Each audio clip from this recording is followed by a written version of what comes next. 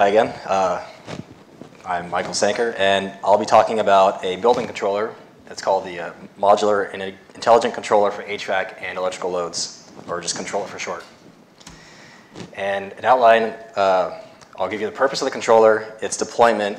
I'll talk about the software architecture, talk about some closed-loop strategies, and finish with system testing and results. So the purpose of the controller is because in this building we have 3 controllable loads that we want to use with a DI-ADR project: lighting, HVAC, and plug loads. And while we could have separate controllers for each one, it seems simpler to converge them all into one architecture and then use this to be able to compare and contrast strategies, or it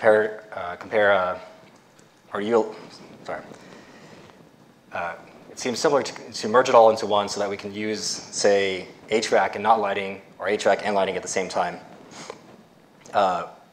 The controller handles central load shedding, which is lighting and HVAC. It also coordinates the load shedding amongst distributed plug loads. It can act as a moderator or a negotiation hub. The controller also obtains and parses DR signals and passes along the pertinent information to gateways. Some details about the controller. It has a modular architecture, so we can choose to only use HVAC, or we can choose to use HVAC lighting, or maybe just lighting and gateways, or all 3. Only simple JSON objects are passed between modules, and I'll talk about the modules later. So the controller can be adapted to create modules for example, say, one module per building section or for floor. Right now we have a module one for lighting, one for HVAC, and one for the gateways. However, this architecture will allow for any possibility you might choose. We also have algorithm, or 2 modular algorithms. One is the optimization algorithm that Jason will talk about later, and one is a bid creation, which I will talk about later. The controller is open source. We use JSON for data structures. We use Jade, which is an agent-based framework for controller to gateway communication. And the controller interfaces with BACnet for HVAC control and BACnet to WattStopper for lighting control. Here's the deployment of the building controller. The dotted dashed box is Citris die hall, and all the servers. In the middle, we have the central building controller.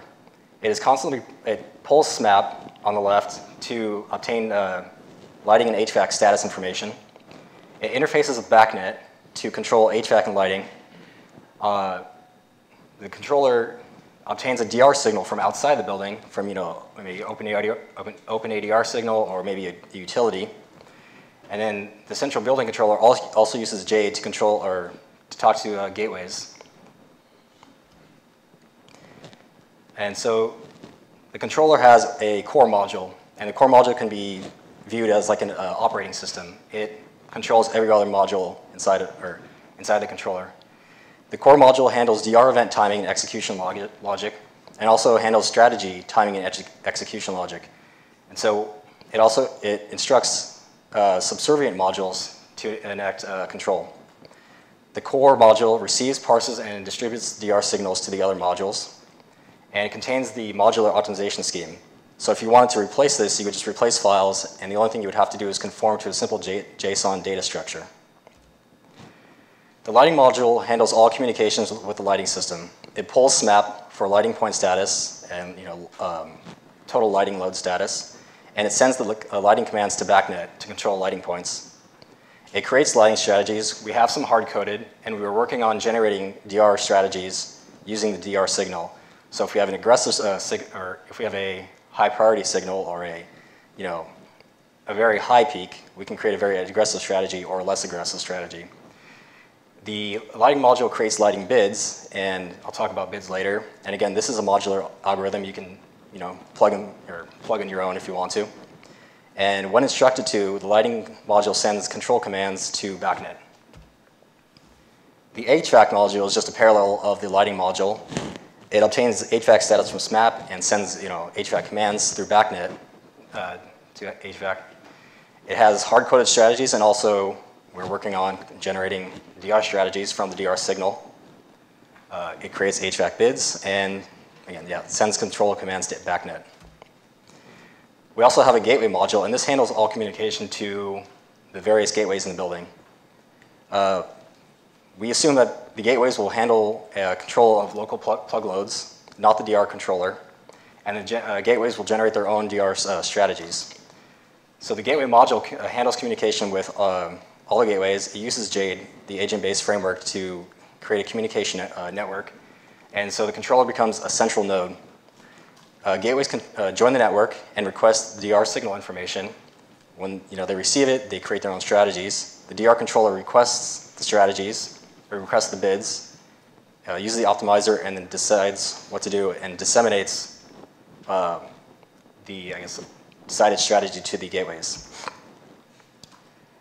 The data model we use is of a strategy, and I know I've said strategy a lot, but if you can imagine that we have a all-encompassing strategy for, or a single strategy. Sorry. The strategy contains time parameters, which is a time step, its validity window, and its length. It contains a plan of action, which is what the lighting and HVAC will do at each time step. So for example, in the demo upstairs, I had it dim to go, I had the lights dim from high to medium to dim to low and back up to high. I also had the HVAC turn on a maximum flow rate in the demo room. The strategy contains a bid, and a bid is calculated power shed and inconvenience based on the plan of action. Each module may have several strategies. Again, they may generate their own. There might be some hard-coded strategies. The strategies are kept locally. The only thing that is passed back and forth are timing parameters and the bids, which are passed to the core. The core aggregates all these bids, uses the optimization scheme, and decides what is the best course of action. So it chooses what strategies to enact and when. So for example, it might choose strategy 1 at 10 o'clock, or strategy 2, turn off all lights at 2 p.m. And it sends what strategies each gateway should perform back to the gateways, and the gateways handle their own timing. And here's a more detailed look at the controller architecture. We have the core, which obtains the DR signal, and it is commanding each of the 3 modules. The information being passed back up from the module to the core are bids, status, and available resources. So gateway module might say, I have 7 fridges in my domain, but I can only turn off 5. The information passed from the core back to the modules are the DR signal, so that each module might create their own DR strategy, available commands to act on, and timing. And each module pulls SMAP to get lighting and HVAC status. And the lighting module, again, communicates with lighting using BACnet, HVAC uses BACnet, and the gateway module uses JADE to communicate with the gateways. One thing this controller utilizes is closed-loop control. So we use SMAP to gather information, and SMAP is a simple measurement and actuation profile. The controller obtains a variety of pertinent information, like lighting relay status, total lighting load, HVAC point airflow and temperature, and total HVAC power use or building power use are examples. So we can utilize this feedback on power to opt for more or less aggressive strategies, maybe employ another strategy, turn off more lights, curtail HVAC more. We can also alter strategies or choose different ones for occupant comfort and productivity. One example is when we detected lighting opt-outs on the August 2nd test. We would turn off lights. We would notice, 2 minutes later they'd be back on. So we assumed that, people were turning their lights back on.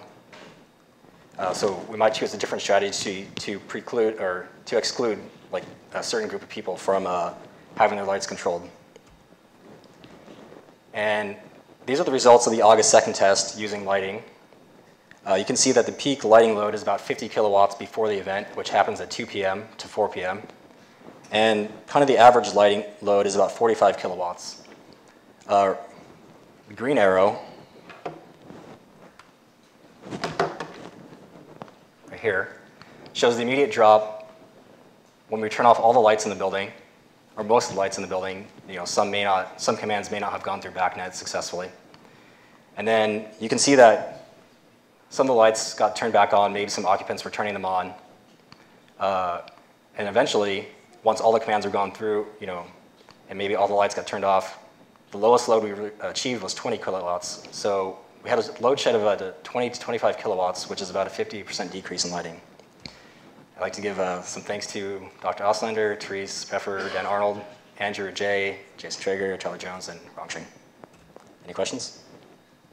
All right, great. Thank you, Michael.